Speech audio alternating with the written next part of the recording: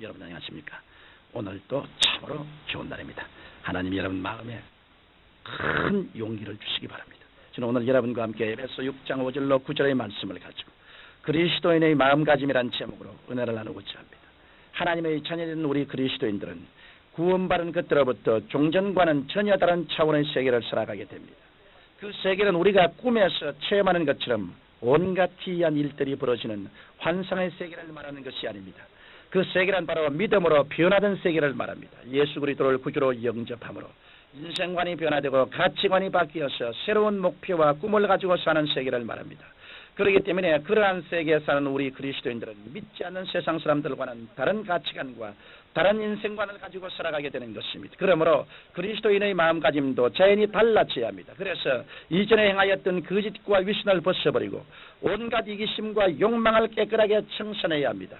그럴 때 비로소 우리는 행함이 있는 믿음을 가진 온전한 그리스도인이 될 수 있는 것입니다. 뿐만 아니라 새롭게 변화된 마음가짐은 하나님께서 주신 믿음을 활용할 수 있는 좋은 토대가 되기도 합니다. 왜냐하면 올바른 마음가짐을 통해 신실한 신앙생활을 하게 됨으로써 담대한 믿음을 소유하게 되어 하나님의 사랑을 또 깊이 체험할 수 있기 때문인 것입니다. 그래서 사도 요한은 요한 1서 3장 21절로 22절에 사랑하는 자들아 만일 우리 마음이 우리를 책망할 것이 없으면 하나님 앞에서 담대함을 얻고 무엇이든지 구하는 바를 그에게 받나니 이는 우리가 그의 계명을 지키고 그 앞에서 기뻐하시는 것으로 행함이라고 기록되어 있습니다. 그러면 우리가 참된 그리스도인으로서 가져야 할 마음의 자세는 어떠한 것이 있을까요? 첫째로 정직한 마음을 가져야 합니다. 지금은 어떤지 모르겠는데 얼마 전까지만 해도 독일 백림에 가면 대단히 아름답게 보이는 고층 빌딩 한 동이 텅 빈 채 우뚝 서 있는 모습을 볼 수 있었습니다. 그 빌딩이 비어있는 까닭은 건물 설계와 공사 과정에서 부정이 개업되어서 부실한 건물로 지어졌기 때문입니다. 그래서 외모는 아주 아름다운 건물로 지어졌지만 실제로는 사용이 불가능한 쓸모없는 건물로 버림받게 된 것입니다. 이와 같이 거짓된 마음과 행위는 오래 갈 것 같지만 오래 가지 않아 그 근본이 드러나고 맙니다. 따라서 정직하지 못한 사람은 일시적으로는 흥왕할지 몰라도 곧장 그 기초가 드러나 낭패와 좌절을 당하기 십상인 것입니다. 인간은 두 사람 이상 모여 사회적 집단을 이루어 살게 되어 있으므로 정직과 신용을 잃게 되면 그 사회나 개인은 둘 다 망하고 맙니다. 이러므로 우리들이 하나님의 축복을 받으려면 정직한 마음을 가지고 있어야 합니다. 뿐만 아니라 우리의 생활 전체가 정직해야 합니다. 그렇지 않고 가정과 사회생활에서 정직한 성품을 길러내지 못한다면 우리는 결코 하나님의 축복을 받을 수가 없습니다. 그렇기 때문에 시편 기자는 시편 112편 3절에 정직자의 후대가 복이 있으리로다. 부여와 재물이 그 집에 있으며 그 의가 영원히 있으리라고 기록되어 있습니다. 그러므로 우리는 하나님을 믿는 믿음 안에서 영원한 소망을 가지고 정직한 생활을 하여야 합니다. 그럴 때 하나님께서는 여러분들의 그러한 마음가짐을 통해서 놀라운 축복을 베풀어 주실 것입니다. 둘째로 성실한 마음을 가져야 합니다. 오늘날 대부분의 현대인들은 풍성실한 태도로 살아가고 있습니다. 혹시 셀러리맨에게 당신은 회사를 사랑하냐고 묻는다면 대부분의 사람들은 월급만 받으면 됐지 그 밖의 일은 모르라고 대답할 것입니다. 우리는 성실성이 상실된 세대에 살고 있습니다. 그러나 성실성이 없는 개인과 민족은 축복을 받지 못합니다. 성경에 기록된 달란트의 비율을 보십시오. 얼마를 받았든지 각자 받은 대로의 달란트를 잘 사용하여 2배의 소득을 올린 종들은 모두 다 칭찬과 축복을 받았습니다. 그러나 받은 달란트를 잘 활용하지 못하고 썩혀둔 종은 꾸중과 더불어 내어 쫓김을 받았던 것입니다. 여기에서 주님은 맡은 바일에 대한 성실에 대해 귀중한 교훈을 주고 계십니다. 대체적으로 사람들은 맡은 일의 크고 작음을 따져서 큰 일을 하면 좋아하고 작은 일을 하면 대수롭지 않게 생각하는데 하나님은 그렇지 않습니다. 하나님께서는 우리가 얼마만큼의 달란트를 받았는가에 관심을 두고 계신 것이 아닙니다. 하나님께서는 달란트가 많든지 작든지를 불문하고 오직 그 맡겨진 달란트를 얼마만큼 성실하게 사용하는가에 관심을 두고 계신 것입니다.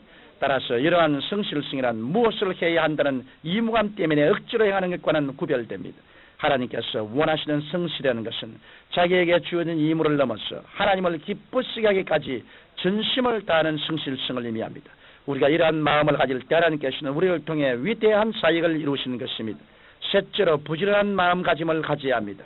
게으른 사람은 얻는 것이 아무것도 없습니다. 성경 잠언서 10장 4절에 보면 손을 게으르게 놀리는 자는 가난하게 되고 손이 부지런한 자는 부하게 되느니라고 말씀되어 있으며 이어 13장 4절에는 게으른 자는 마음으로 원하여도 얻지 못하나 부지런한 자의 마음은 풍족함을 얻느니라고 기록하고 있는 것입니다. 그러므로 하나님의 축복을 얻으려면 부지런해야 합니다. 이 부지런한 마음가짐은 특히 기도 생활을 하는 데 있어서 더욱 필요합니다. 어떤 사람은 기도를 필요할 때만 하는가 하면 자기 편리한 대로 하고 싶으면 하다가 내키지 않을 때는 접어두는 사람이 많습니다. 이렇게 해서는 절대로 하나님과 깊은 교제를 나눌 수가 없습니다.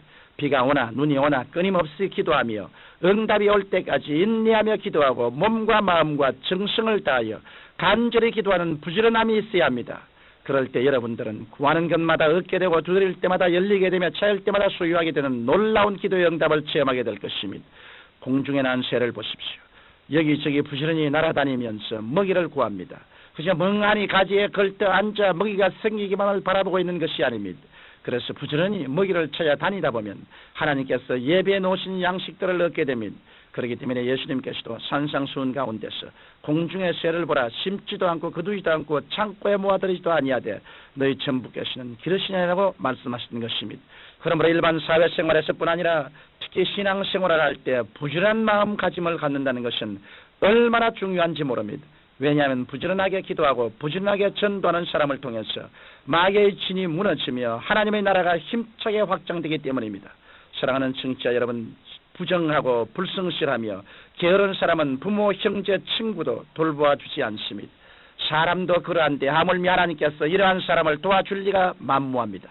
이러므로 하나님의 축복을 얻고 이 땅에서 승리로 가득 찬 삶을 살기 위해서는 정직과 성실과 부지런한 마음을 가지고 있어야만 합니다. 그렇기 때문에 성경도 무릇 지킬 만한 것보다 내 마음을 지켜라, 생명의 근원이 이에서 남이라고 말씀하고 있는 것입니다. 그러므로 여러분은 그리스도 안에서 정직, 성실, 근면한 마음을 소유하십시오. 그리고 그러한 인격적 토대 위에 기대와 소망을 가지고 하나님께 대한 믿음을 얹어 놓으십시오. 그렇게 될 때 여러분은 하나님의 놀라운 기적과 축복을 경험하게 되실 것입니다. 사랑이 많으신 아버지, 잘못된 삶의 자세와 태도는 모든 만사를 그르쳐 놓습니다. 우리는 주님 앞에서 긍정적인 태도뿐 아니라 정직, 성실, 근면, 충성스러운 마음을 가지고 살게 하여 주옵소서.